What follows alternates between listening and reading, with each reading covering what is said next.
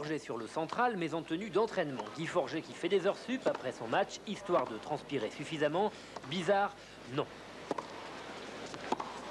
Car Forget n'a joué qu'un demi-match. Après le premier set qu'il a perdu 6-4, Andrei Medvedev abandonne. Guy Forget se qualifie sans forcer et pour être honnête, ça l'arrange. Je vais pas faire l'hypocrite en disant que je suis effondré pour lui, bien que ce soit, c'est vrai, de son point de vue c'est dommage, mais je veux dire, c'est toujours agréable de faire qu'un seul set, de se préserver pour demain, bien que je vais aller encore taper quelques balles sur les cours à côté pour essayer de travailler des petites choses que j'ai pas très bien senties aujourd'hui. Cette qualification, Guy Forget aurait très bien pu l'obtenir à la régulière. Plus concentré, plus agressif que lors de son premier match contre Guillaume Raoux, Forget prend l'initiative dans l'échange et en plus, il est inspiré.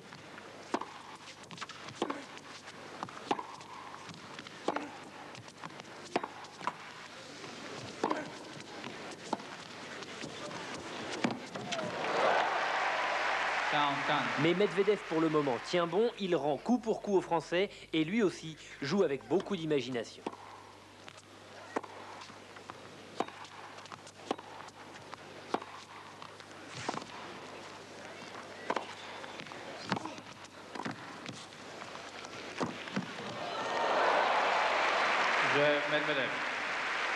C'est à 5-4 pour Forget que le match bascule. On connaît le caractère fantasque d'Andrei Medvedev, alors quand il commet ses deux grosses toiles pour donner le set aux Français, on se dit qu'encore une fois, les plombs de l'Ukrainien ont sauté.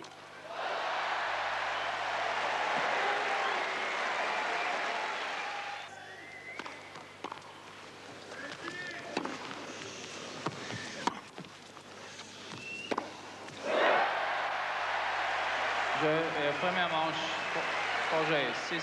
Erreur, ça n'est pas dans la tête que ça se passe, mais dans le coude. Medvedev est blessé, le soigneur de l'ATP Tour essaie de le soulager, et Medvedev essaie, lui, de déstabiliser Forget en adoptant un style, disons, cotonneux.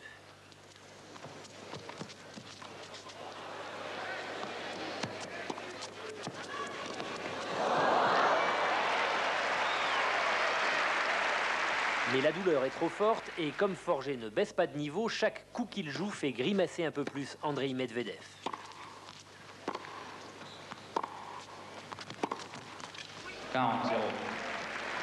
À 2-1 pour Forget dans le deuxième set, Medvedev abandonne. Demain, en quart de finale, Forget sera donc frais. Il en aura besoin car c'est Becker qui l'attend et Becker l'a impressionné. Quand il a fallu plier le match, il l'a fait.